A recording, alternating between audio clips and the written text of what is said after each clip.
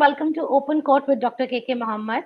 I have with me journalist Muhammad Anas and the guest of our show, Dr. Muhammad. Dr. Muhammad is a renowned archaeologist. He has worked with ASI and he has been honored with the Padma Shri in 2019 for his contributions in the field. Welcome on the show, sir. Starting with the first question, if you could tell the viewers about India's lost heritage sites and the artifacts and the history around it. As I said earlier, we have a very rich history, which goes back to millions of years sometimes. Because if you are taking the prehistoric period of the country, the geological period of the country, it goes back to millions of years, wherefrom we have got that heritage. Because now it's not only human-made heritage; it is sometimes the cultural. This one, this natural heritage also is included in the list of World Heritage Monuments. If you look at the World Heritage Monument itself, India has got near about 40 World Heritage Monuments. 40 World Heritage Monument for a country like India is a very big target. So that much we have got. But at the same time, we should also remember a very good part of our heritage that has been lost. For example, if you go to some of the places like this one, Hastinapura, then the whole Panchala Desha, because that was the place where the growth and development of Hinduism had taken place. In between the rivers Ganga, Yamuna, Saraswati, and Rishadwati, that was the real focal point and development point of Hinduism. And this was known as Brahma Desha and the Brahmarshi Desha in ancient time. So Brahmadesha means because it was the land which was measured by Ashwini Kumar. Rigveda says, Yamashinavami Matam Vishnu Yasyam Vichakrame Indrayom Chakratmane Namitram Shadipati. Let us go to that land where Indra had shown his valor, that is Parakrama, and the land which was measured by Ashwini Kumar. Let us go to that particular land. So it was the development area of the Hinduism. And you have a number of sites like that one. The whole Mahabharata site belongs to that place. So all these things, it is, many of the artifacts from those places that has gone to other countries that is completely lost. So what we have to do is not only that area that I have taken and then go to Bihar. Bihar again is a wonderful land. And for a long time, that was the nerve center of the successive intellectual and scholastic impulses that had swept through the country. And there also, if you go to every second village would be a site, or every second rock would be an important monument there.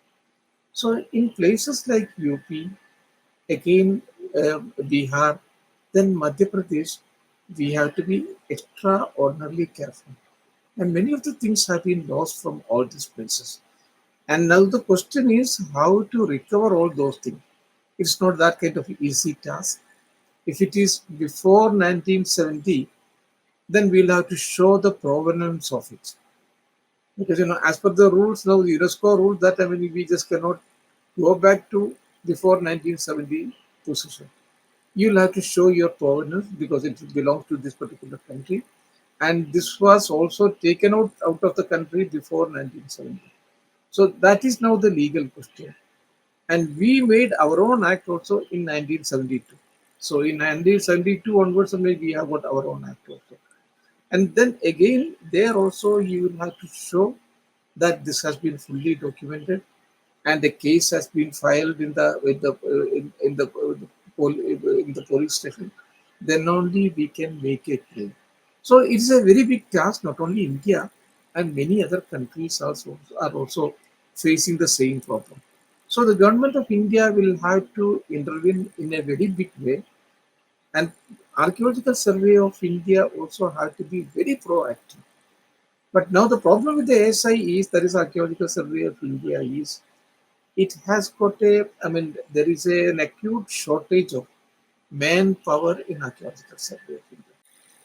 And if you take the ratio of the monuments and the monument attendance, it might be because it would be a very poor reflection upon the ASI. So the government of India has to come forward. They will have to strengthen this as an organization, and then only we will be able to go to various villages, conduct explorations and excavations at various places. We'll have to go for the village to village survey, and there has to be some kind of village heritage committees also in places which are very potential. Because as I told you, UP is one area, Madhya Pradesh is another area, similarly Bihar is also. In all these places, unless and until you have that village heritage committees, and then along with that one activates the students community also, because the students community can penetrate very deep into it. So there we'll have to integrate all these forces. Then only we would be able to conserve and preserve whatever is now with us. So we'll have to take a proactive step for all these things, not only ASI, but also the village committees also, the state archaeological committees also. So there should be a combined effort by all these groups of people. Doctor Mohammad, Bharat की ऐसी कौन कौन सी ऐतिहासिक धरोहर है जो भारत से बाहर है, जैसे किसी म्यूजियम में है या कहीं और है, और भारत उनको कैसे प्राप्त कर सकता है? सबसे इम्पोर्टेंट जो मोस्ट इम्पोर्टेंट जो मॉन्यूमेंट है और जो आर्टिफैक्ट्स है which has gone out of the country and which is now in the Tower of London, and that is, as we all know, it is Kohinoor. लेकिन कोहिनूर को हम लोग क्लेम करेंगे, there would be many other claimants also, क्योंकि कोहिनूर के बारे में ये है कि because Afghanistan will make a claim, Pakistan will make a claim, and Pakistan had also made a claim also earlier. Bangladesh also can make a claim. So there will be so many claimants, but that is the most important thing. But again, the problem is, that has gone out of the country before the enactment of all these acts and rules and regulations. So that is an international problem. And as I said earlier, many of the countries are facing the same kind of problem. And another one is, say, about Takhte Taus, the Peacock Throne. Peacock Throne, of course, it was taken out of the country. In 1739, it was looted by Nadir Shah. It has gone to Persia. And it is said in somewhere in Persia, it is even now it is preserved and conserved. And it is being taken out on ceremonial occasions also. That is another very important piece for us. And the third thing is that the huge sculptural wealth of Amaravati. Amaravati was, as we all know, that was a very important Buddhist site. And that greenish marble has gone completely out of the country. And part of them are in Madras also, Madras Museum, Ignore Museum also it is there, but they are very few pieces. And for seeing the rest of the pieces, I had to go to England, because there it is, everything is kept there. Now again, the problem would be there because it was again before the enactment of the law. So whether legally what is the position of it, and then the Tipu Sultan's various other sword of Tipu Sultan and various other items are also in various museums. So how to take it out? This is a very important question, and how to bring them back, that is again another important question. All these are, rules and regulations are, it is in the cobweb of all these rules and regulations. So we can wait for those things. At least there we know that those things are there, and that is very well preserved also. But what about our own heritage in various places, in various villages? So we'll have to, Government of India will have to concentrate upon that one. That is the thing which is very much required. Because what is happening now is many of these pieces are even now being smuggled out. If you go to some of the Etava, Mainpuri area, during the rainy season, many things are coming out. In Madura, for example, A number of things are coming out, and especially terracotta things are coming out, and it is being smuggled out of the country.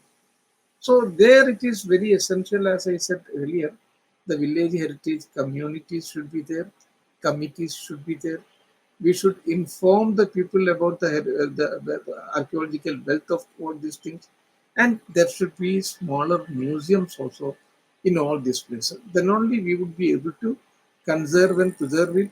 There are organized groups roaming around all these places in order to purchase it and then smuggle it out of the country.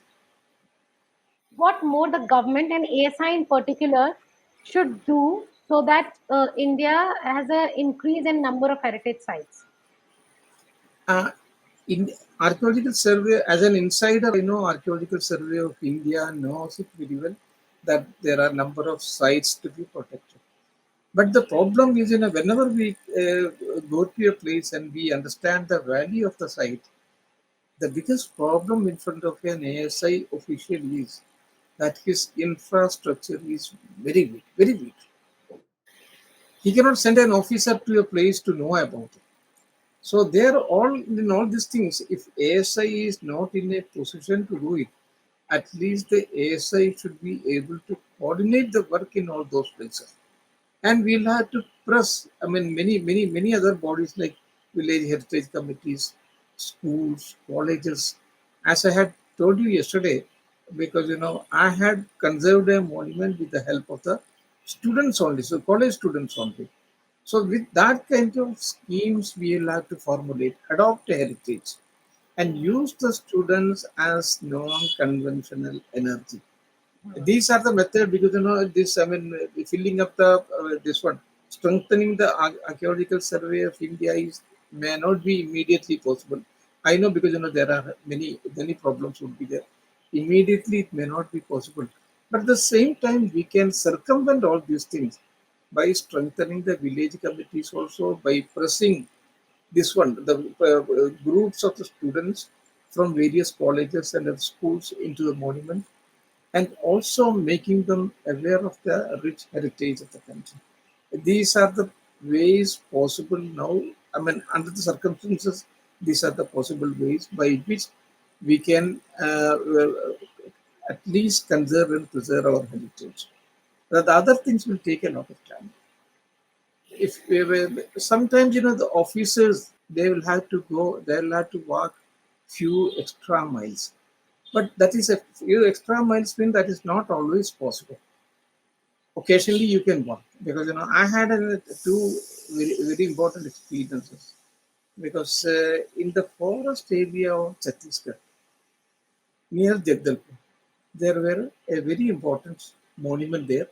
The name of the temple was Samlu Temple.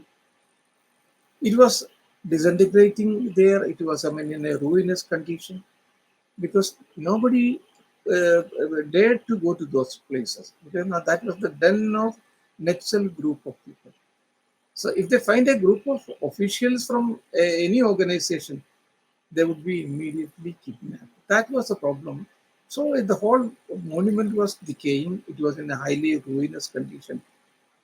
Then I took a risk there. That was in the year 2003-4. I took a risk there. I went into the forest area. Immediately, we were surrounded by this Naxal group of people. They were simply ordinary-looking people, because they were not having that kind of ferocity of a Naxalite, but simply ordinary-looking people. They surrounded us, and then they took down our names, addresses, and other things. Not only our Raipur address, but also they wanted to have our native addresses also. They took down. Then we became suspicious. Then I engaged them in a discussion, and I told them that after 700, 800 years, somebody has to come to conserve this temple. If we are conserving the temple, because there are a number of workers who are working with us, they are all from the local people only, none from outside, and they are benefiting out of it. So why do you want to stop this kind of work? And I said, if you want us to stop, I'm ready to stop. And I can divert this money for some other projects also. That is not very difficult for me. but the sufferers would be the local people who are your kith and kin. So they said, no, no, no, we don't want to stop you the work, but we wanted to see certain other things. So I asked him, certain other things means that is the normal practice in all these places. If the government is giving 200 rupees, as I'm talking about this one, 2003 and 4, if the laborer's wage is 200 or 300 or 500, the poor laborers would not be getting that much of amount. It would be going to so many middle groups of people, and ultimately he would be getting a very, I mean, he might be getting 100, 200, or 300 rupees, or something like that. So I said, you can check up with the laborers whether we are resorting any of this kind of unfair practices or not. So they said, no, no, that we have already done. You are doing, you are fairly treating the people. You are not, I mean, concealing anything. Then I said, then another way method is that, I mean, whether we are using any material, like, for example, conservation material is another thing. We are, with this one, I mean, using it in a very little way. Is it, do you think that it is happening? Whether we are saving on anything? So that also they said, no, we have got an engineering group also. They have checked up that also. That also there is no problem. Then I asked them, then why do you want to stop us? So they said, we wanted to run our organization also. Everything is fair here. I mean, there is no hunky-punky, there is no problem. But we wanted to run our organization also. So we need a contribution, donation. I said, it is a small donation, I can manage it. But if you are asking for a bigger donation, then I'll have to manage out of this one fund. So they at that time they asked from me only 10,000 rupees at that time, and we made the arrangement for that one also. And they from their side, they said that you will have to stop the work if Andhra Naxalites are coming, because by that time the Andhra Naxalites and this group of people, that is the Chhattisgarh Naxalites, they were in two groups. They had not joined together at that time. So they said, we'll inform you, then you will have to stop the work for some period of time. And once they goes back to their own places, that is the Andhra Naxalite, then we will inform you again so you can start the work. So that was the arrangement. But how many people would be ready to take this risk? That is an important thing. It is often not possible. Sometimes, you would be trapped. You would be finished. Similarly, there also in Madhya Pradesh also had a problem, because there is a temple group known as Bhateshwar temples. That was in Chambal Valley. So Chambal Valley is infested again with the dreaded dacoits.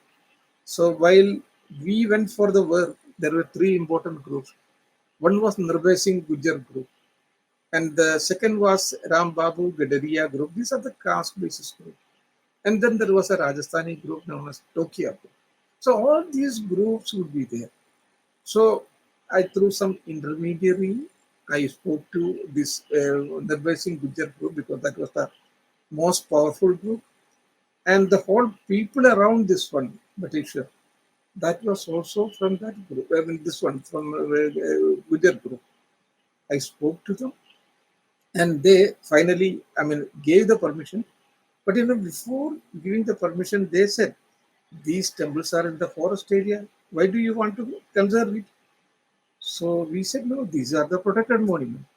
And these are the protected monuments of the government of India. So it is the mandate of the government. Then the second problem was that this is, I mean, the man who is heading the team, that is a Muslim. Why a Muslim should come and protect this temple? So we again said, we have nothing to do with religion, with Islam, with Christianity, with Hinduism. We have nothing to do. For us, it is simply a monument.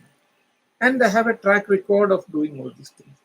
So finally, they gave the permission. So we had to do a sample performance also. We had to do a sample work also, which was very successfully done by our group within 4 months. So when they saw these temples, some temples that was fallen, because that was completely broken temples. When we pieced them together, and that was a kind of miraculous transformation. That impressed them very much. and then they gave us the permission to carry out the whole work. But now the question is again, it was you are going into an area which is a prohibited area for the general group of people. You cannot go to that area unless and until you have got certain connection. So who will take all this the risk? It's, I mean, often it is not possible. Sometimes some people venture into it. So these are the problem. In the field we'll be having a lot of problems. So you have to have that kind of officers also, and that kind of workers also. You have to have the communication skill. You have to speak to them. You have to impress upon them. Then only things will move. So that is what we have been doing. That is one method of doing it. Sometimes you will be successful and sometimes you will be a failure also. It often happens. Mohammad sahab, भारतीय पुरातत्व स्थलों को आकर्षक बनाने के लिए क्या करना चाहिए ताकि जो भारतीय युवा हैं उनकी तरफ आकर्षित हो सके और उन इन पुरातत्व स्थलों के प्रति उन लोगों में रुचि जाग सके? Every heritage place, every archaeological sites, ये इसकी एक कहानी है कि वो जो कहानी है बहुत रोमांचक कहानी होगा। जो भी जितने भी जैसे हस्तिनापुर ले लीजिए, आप जो है ना कहीं और जो रामायण साइट्स ले लीजिए, जितने भी जो इससे जो और हिस्ट्री से जो कनेक्टेड साइट्स है, इन सारी साइट में एक बहुत ही रोमांचक कहानी है। वो लोग आज जो जाते हैं वो कहानी अगर वो कहानी नहीं जानते हैं, उनको तो खैर तो वो एक्सपेरिमेंशियल एक्सपीरियंस जो हम लोग कहते हैं वो नहीं होगा। लेकिन वो एक्सपीरियंस होने के लिए हमें भी अपनी तरफ से आर्कियोलॉजिकल सर्वे ऑफ इंडिया को भी थोड़ा सा कुछ काम करना होगा। आप ये एक्सपेक्ट नहीं कर सकते जितने भी आ रहे हैं वो सब जो है पढ़ के सीख के नहीं आ रहे हैं। आपको तो डील करना है कॉमन आदमी से। तो उसका एक्सपीरियंस देने के लिए जैसे नालंदा है, नालंदा का एक्सपीरियंस अगर लेना है, या और जितने भी ये दिल्ली का है, दिल्ली का कुतुब मीनार का जो एक्सपीरियंस है, या हुमायूं टॉम का है, या लाल किला का है, अगर वो एक्सपीरियंस सही एक्सपीरियंस किसी को अगर चाहिए तो उनको इतिहास के बारे में थोड़ा सा ये मालूम होना चाहिए। ये लेकिन वो कैसे होंगे? जब भी कोई मॉन्यूमेंट के लिए कोई भी आते हैं, there should be an interpretation centre in a monument. वो इंटरप्रिटेशन सेंटर में क्या होगा? इंटरप्रिटेशन सेंटर में दो वेरी इंपॉर्टेंट चीजें होना चाहिए। One is a small documentary film, जो 15 मिनट के लिए इससे ज्यादा नहीं होना चाहिए। Small documentary film about the historical archaeological aspects of that place. ये पूरा क्या क्या हिस्ट्री यहाँ हुआ है उसके बारे में अगर आप जो है ना पहले से ही कुतुब मीनार एरिया में जाएंगे तो पहले ही जो डॉक्यूमेंट वो जो इंटरप्रिटेशन सेंटर में ये पूरा इंफॉर्मेशन अगर आपको मिल गया, so then you are fully equipped to see the monument. तो ये पूरी कहानी बताने के बाद then he should be led by a tourist guide, a very well informed guide. तो वो अगर इन्फॉर्म्ड गाइड जो ना अगर आपको ले जाएंगे, there he would be able to inform you ये जो डोरवे जो आप देख रहे हैं इसके क्या खासियत है, इसका आर्किटेक्चरली क्या इम्पोर्टेंट है, उससे इसका हिस्टोरिकली क्या इम्पोर्टेंट है, इसमें क्या क्या वाकया हुआ है, ये सब चीज़ें he would be able to tell you. And I say that he would be able to put a tongue in each and every stone. हमारे लिए वो पत्थर होगा, लेकिन वो पत्थर में एक जबान वो डालेंगे तो वो पत्थर बोलने लगेंगे। मोहलत मिले तो आवाज है पत्थरों में, सुनने की मोहलत मिले तो आवाज है पत्थरों में, उजड़े हुए बस्तियों में भी आबादियां बोलती है, उजड़े हुए बस्तियों में भी आबादियां बोलती है। तो that guide would be able to put a tongue in each and every stone and those stones will speak to you. तो वो एक एक्सपीरियंशियल एक्सपीरियंस होगा। जब तक आप बाहर निकलेंगे वो देखने के बाद जब आप बाहर निकलेंगे you would be coming out as a completely transformed man. आपका जो ना बिल्कुल कुंडलिनी जगा दिया होगा वो जो documentary and also this particular time. तो that kind of experience we have to have. आप जो जैसे नालंदा जैसी जगह पे अगर जाएंगे इसी तरीके से जाएंगे, आप देखिएगा जब तक आप वापस आएंगे you would be a completely different man. But we have to provide that kind of experience. उसमें partly the most important responsibility is that of Archaeological Survey of India. इनकी जो प्लानिंग जो डिवीजन है उनका उनको एक बहुत अहम रोल प्ले करना चाहिए. वरना जो ना all this places are simply वो तो बिल्कुल खंडर है. क्योंकि कई सालों तक जो ना नालंदा को भी लोग नालंदा का खंडर ही कहते थे. सो वो खंडर से अगर आप जो ना if you wanted to make a place of transformation तो उसके लिए ये दो चीजें जरूरी है. और मेरे ख्याल में कई मॉन्यूमेंट्स में बहुत सारे मॉन्यूमेंट मेजॉरिटी ऑफ मॉन्यूमेंट में हमारे लिए so far we don't have this kind of provision. वहाँ ऑडियो ऑडियो गाइड का भी ना प्रोविजन होना चाहिए. इस तरह की थोड़ा सा जो ना हम लोग जो ना आगे सोच के रखेंगे तो बहुत काम जो ना आसानी से हो सकता है. How can Interpol be utilized? And what do you think is the role of technology in and identifying and locating either the sites or the artifacts? Yeah. तो आजकल जो टेक्नोलॉजी हमारे पास है बहुत सारे टेक्नोलॉजी है. क्या क्या I mean, what are the things that has gone out of the country? Many of our Group India Pride project who are here, and many of those people, they are making a lot of efforts in this area. तो उन लोगों का भी सहयोग लेके and especially Interpol can play a very important, very vital role because they have got almost all what are the things that has gone out of the country, and we have to have continuous interaction with Interpol also, and that is happening. And at the same time जो soft अपना जो जो है जो ये this one diplomatic efforts that we will have to put in. अभी जितने भी जो चीजें जो honourable prime minister has been able to bring back a number of items from foreign countries, so that was because of this diplomatic efforts also. So that the diplomatic efforts, the Interpol effort, and also the technologically whatever is possible, if all these things are combined, I think we would be able to bring back many other items or also that are now in the walls of many of the smugglers. Smugglers ने खैर तो बहुत काम already पहले ही कर चुके हैं. इनका there was an organised network also. तो इन सारे ऑर्गेनाइज्ड नेटवर्क में many people are now behind the bars also. But if we make further effort, I think we will be very successful in bringing back many of the items which they had stolen and taken out of the country. लोगों को aware करना पड़ेगा. ये database हम लोग use कर रहे हैं. अगर आपको जो ना कोई सस्पिशियस थिंग मिला है तो आप इमीडिएटली जाके इन्फॉर्म कर दीजिए कि इसको डाटाबेस में सप्लाई कर लीजिए. And immediately that will be taken up by the concerned authorities. They would be informing archaeological labs. They would be informing the state archaeology. They would be informing the police also. इस तरीके का an interactive this one database will have to develop. तो वो करेंगे तो बहुत सारी चीजें रुक जाएगा. क्योंकि पहले जो ना foreign this one post office बहुत सारे लोग यूज करते थे. तो फॉरेन पोस्ट ऑफिस में ये है कि जो ना अगर आपको काशी में it was a very important business. तो काशी में कई टेराकोटास मिलते हैं. तो वो टेराकोटा जो है ना जो इनका जो फॉरेन ग्रुप्स है जो इनका गैंग्स है उनको भेजते थे. लेकिन उसमें फ्रॉम एड्रेस नहीं होगा लेकिन उनका जो ना मिलने वालों का एड्रेस होगा.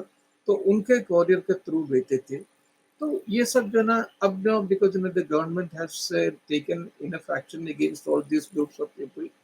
अभी तो खैर तो कंट्रोल में है. लेकिन even now there are certain underhand dealings that are going on. Many groups are still also operating, although the prominent groups are now like Subhash Kapoor and other people now, although they are behind the bars. Many of them are still going, many of the works are still undergoing.